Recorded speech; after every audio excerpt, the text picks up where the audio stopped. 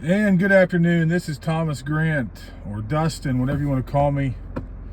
And I'm up here at Indian Lake. This is Logan County silent majority. As you can see, I'm up here looking at some ducks. And I've met with some very, very amazing people who donated some of their hard-earned money to our cause, and it's humbling, and I'm very, very grateful for these people who met with me today and donated their hard-earned money to help us accomplish what we are trying to do. I'm also going to go over and say hello to the Galilee Lutheran Church here in Lakeview. Russell's Point. They donated the $600 for the fee for the township, and the $900 to pay for the surveyor to come out and survey the land that we're using. Less than a week, and we have already received and been blessed with a tremendous amount of financial support from people up here. And I want to make it very clear that, number one, I've gotten a lot of messages from people saying, you're doing wonderful things, and blah blah blah blah. And I want to make it very clear, I'm nothing more than a mouthpiece. If all of you didn't respond and care and react, I would be just sitting here talking to myself and a duck like I am right now. This has nothing to do with me, and it has so much more to do with the public and the community up here and in Logan County in general coming together for a common purpose and a common cause. And I cannot tell you how unbelievably humbled and grateful I am. Number one, to have been able to meet so many of you, even if it's not directly. I have made friends up here. I've made friends through this, and I am blessed beyond words to be as lucky as I am to know as many of you people as I do. I know growing up, from being in Bellefontaine, we called the Lakers the Lake Rats. It was kind of defaming kind of a defaming term. It's high school, you're being silly, but Lake Rats. And you know what, this is a wonderful area full of hardworking, wonderful people. I want you all to be aware of that. I will never be a lake rat. I'm not here. I've never lived here. I did live in Lakeview for a few months during COVID, but that's it. So I'm never going to be a lake rat, but I'm blessed to know so many of you, and you guys are truly wonderful people. Now, the land that we are getting ready to go forward with converting into a temporary campground, temporary RV park, whatever you want to call it. The reason we're doing this, I believe, is because, local planning, local development ideas by the administrations that have been in power for the last X amount of years, and coalitions, housing coalitions, and all that. I'm going to be honest when I say that I think they've really not done a very good job. And if you're a member of the coalitions or any of these other organizations locally that's supposed to be looking into these issues, I don't mean to offend you, but let's go back to March 13th, 2024, the day before the devastating and deadly EF3 tornado ravaged our county and ravaged the lake area. There was 50, this is information from the Logan County EMA. There was 50 available properties for rent available in the county. 50. This was March 13th, the day before the tornado. Now, number one, Logan County's population has not grown much over the last 20 years. It's been hovering around 45,000 people for a very long time. I think right now it's 46 or 47,000, but it's not been, it's not like we've seen a tremendous growth of population over the last 10 or 15 years. It's been pretty stagnant. So for our community leaders to allow the entire county to only have 50 available properties, rentals, whatever, 50 available pieces of land, homes, that's unacceptable. And then with the tornado, you had, March 15th, the next day after the tornado, there was 500 people that needed property. They needed to move somewhere. And there was only 50 available places to move. Excuse me, I'm about to cough. I don't care how you divide that or what new math you use, that's not good. That means for every one property, you had 10 families looking to move in there. Right? 50 available properties and 500 people looking for places to live. 10-to-1 ratio. That's not good.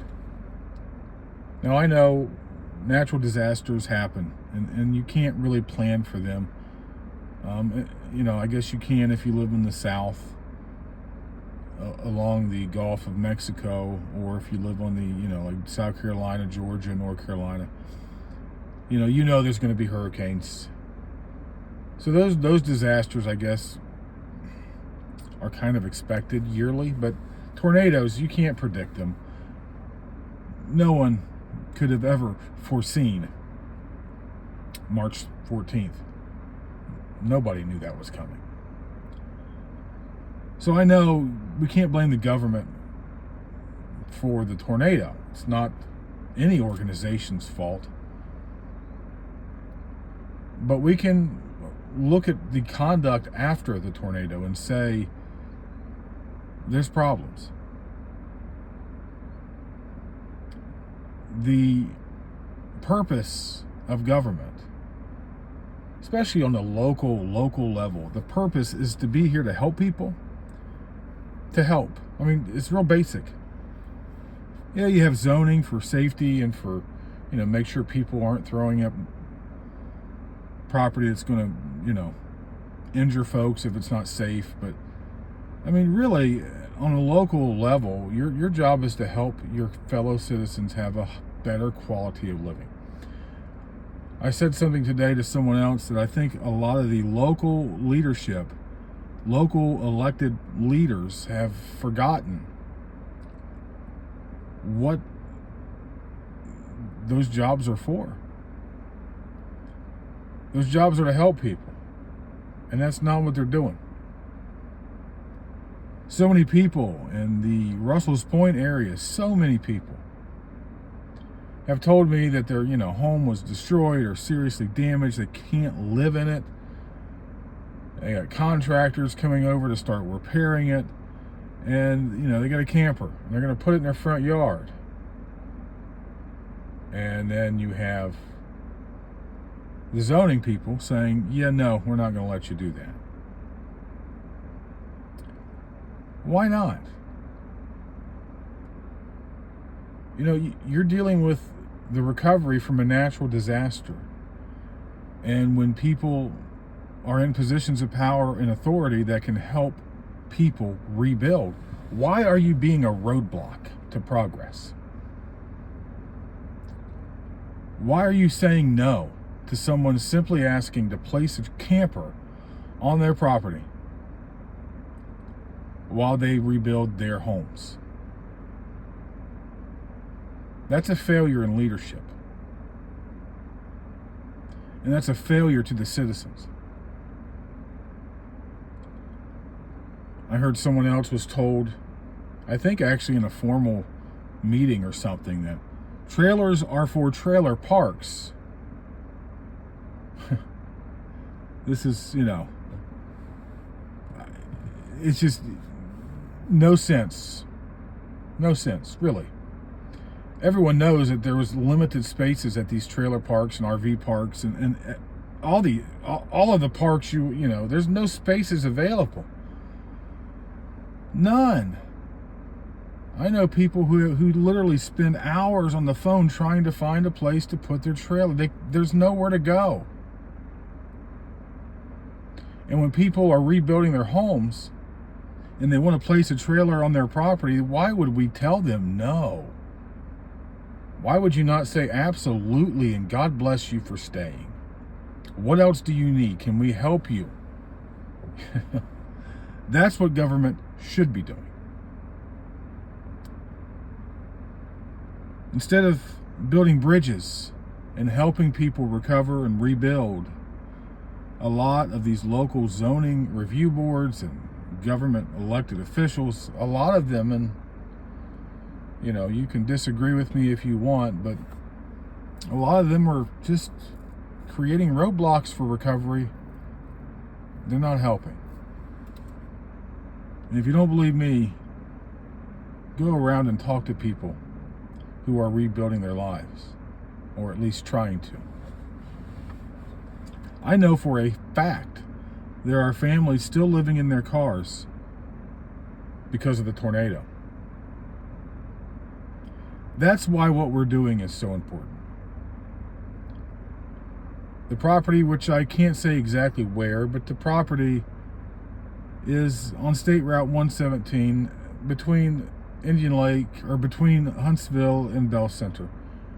And, it's not far out of the way.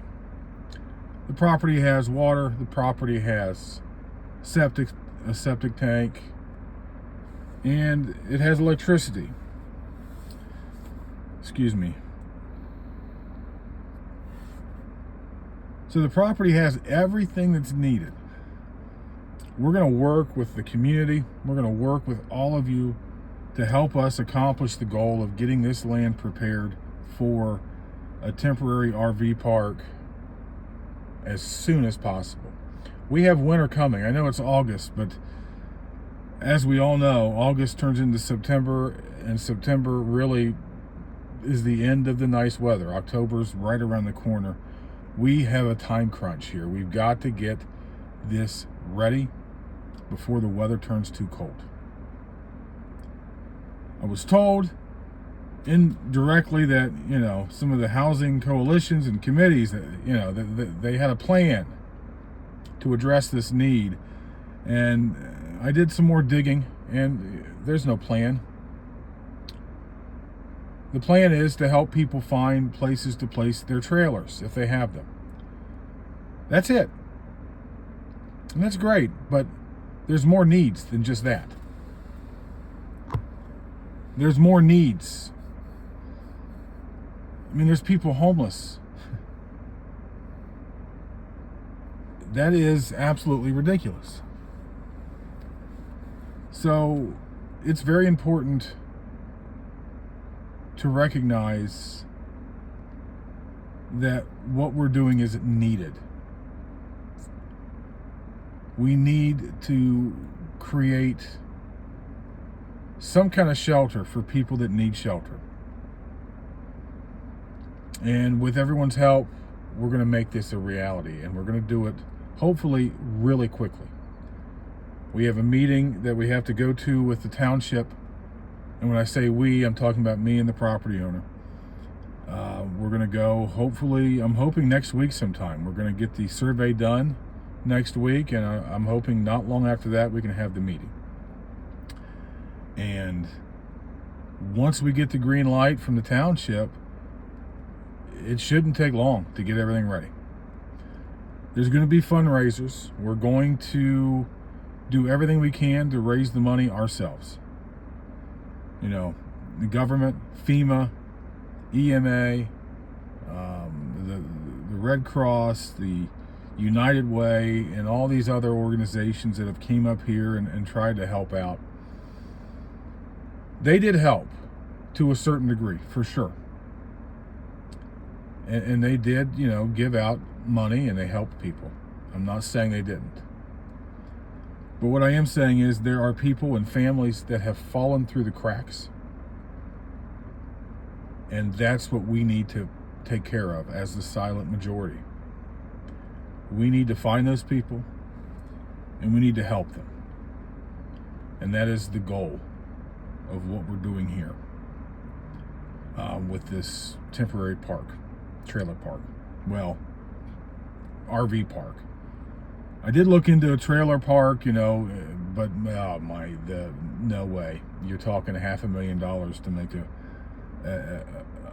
$500,000 if you wanted to have 20 spots, at least, if not more. Plus, I had to be licensed in the state of Ohio. The property owner would have had to have been licensed in the state of Ohio as a trailer park. And I mean, oh my goodness, the regulations and everything is just unreal. So the easiest and most financially responsible route is the camper/RV park. We need RVs and campers. As I said, there's people that are homeless. If you don't want to donate it, I understand that. These things aren't cheap. Even if they're older, they're worth money. Even if you would like to loan it to us to use, that would be fine. That would be great. We're going to try as aggressively as we can to find people that can help us with trailers and campers. There's got to be help out there. And there's got to be campers sitting around somewhere that aren't being used, that could be used down here for a time to help these families rebuild their lives. Because the beautiful thing about the property owner is that he's not looking to make a profit. There's no lot rent here. There's not going to be any rent like that. The people who live on this property, once it is approved and completed, they will pay for the electricity. And the property owner said that if his property taxes go up significantly, he would ask the people living there to kind of, help him cover that difference in property taxes. That's it. That is it. With the generosity of him for donating his land and his time and his energy and doing it without the need for profit at all. He does not want to make one penny off of this deal. With his graciousness and help, we could definitely help lots of people here. I don't care what certain organizations may say, there is a definitive need for shelter. No doubt about it.